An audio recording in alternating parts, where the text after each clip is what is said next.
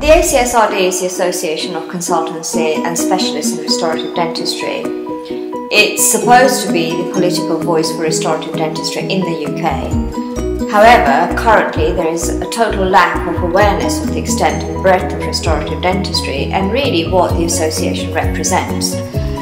My aim as chair of this association is to try and raise the profile, but most importantly, really highlight what restorative dentistry is all about. The biggest challenge at the moment is not just understanding the depth and breadth of restorative dentistry, but it is the associated costs when you deal with complexity and managing this complexity to a high level.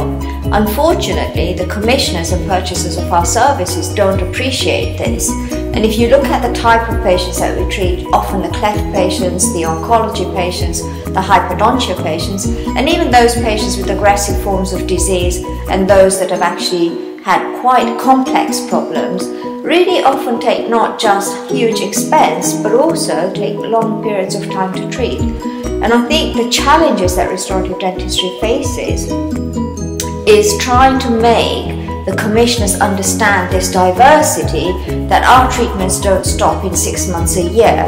They often extend to a long period of time with the associated costs. But when you balance the financial costs against the sort of the biological benefit and the patient-based benefits, it far outweighs what the financial outlays are. The Srrdg this year has been working particularly hard for trainees. We've run a seminar series event on oncology which took place earlier this year. We're also going to be running one in Cardiff later in the year covering all aspects of management of difficult periodontal patients. We've also sent representation to a number of national committees. The GDC have released a consultation about the future of specialist lists which Srrdg has contributed to. We've also contributed to the discussion about upcoming national recruitment for restorative. There's been representation made on the SAC.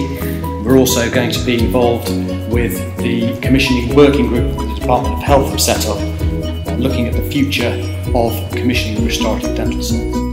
If we look at the scope of the number of consultant posts in restorative dentistry that have come up in the last 18 months to 2 years, the number is rising. And that in itself should be a very, very positive aspect for us as an association, but us as a group of consultants as well. The conference this year is a very important event for the Srrdg. We're celebrating 30 years of the group's existence. It's a very unusual and innovative programme, I think, that's been put together. The first day will involve some hands-on workshops. We've got some fantastic speakers coming in to run these workshops from the UK and from abroad. The aim of the meeting in October is to really try and bring to the forefront these challenges onto the table so that it gives participants, the members, the opportunity of really raising their voice and concerns to key members who will be speaking at the meeting. We've invited Sandra White to come and speak to us about the current challenges faced from the commissioning perspective, but also Srrdg Acsrd, who is the Deputy CDO, to come and speak about patient pathways and how these patient pathways can actually work to our advantage. And one of the issues that will need to be looked at is how do we actually diversify and standardise tariffs and how income is paid to different organisations to meet the patient requirements and needs. From the association's point of view, we've already started making changes in trying to raise the profile and awareness of restorative dentistry. We have started changing the website to try and make it more user-friendly and more pertinent to what we're trying to do. But also, we're looking at redefining the name of the association to represent really what it means and the body it represents, but also producing documents that will actually help both commissioners, purchasers, as well as users of understanding the breadth and the depth of restorative dentistry. In addition to that, we've already started meeting with NHS England and the sort of representatives within the Department of Health to try and help us to this means. And I'm hoping that all these mechanisms throughout 2013-14, along with a dedicated core group of council members, will actually help us achieve this goal. Beyond 2014, I would envisage that all the hard groundwork that has been done with the basic foundations will continue to be built upon. I believe that with the current changes and instability within the NHS, restorative dentistry has a great opportunity of really getting out into the forefront and raising the profile. The pre-conference dinner is a fantastic Srrdg tradition that we've had going for a number of years now.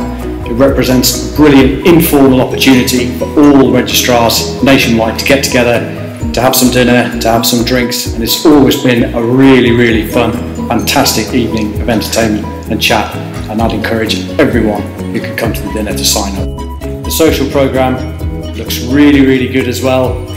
After the first day there'll be a fantastic dinner that's going to be laid on. This time, for the first time, to celebrate our 30th anniversary, we're offering free unlimited alcohol as well, so there's no reason not to come along.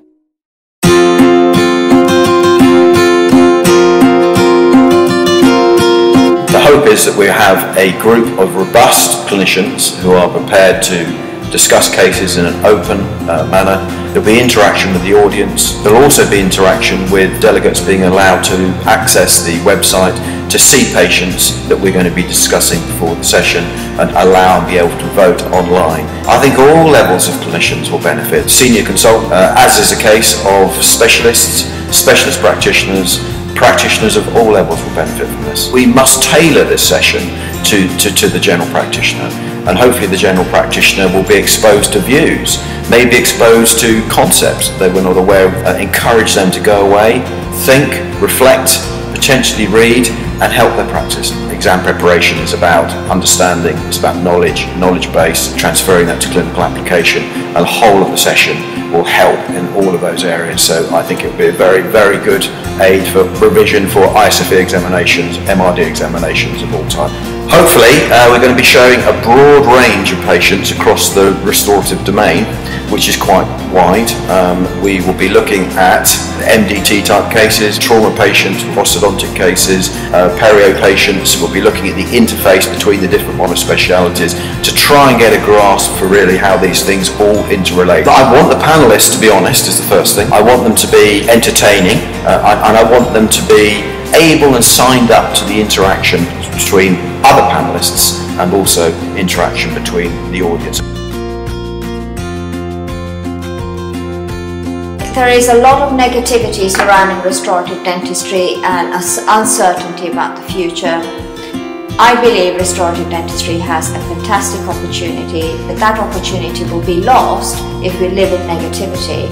And I would encourage everyone to try and attend, particularly consultants in restorative dentistry, as this is their opportunity of raising their voice to try and facilitate a proactive mechanism of going forward in a positive manner. This conference, I think, is really going to be one of the absolute best that's ever been held in the group's history. It really will represent a highlight of the restorative trainee year, and I'd encourage all who want to attend to go on the website and get booked.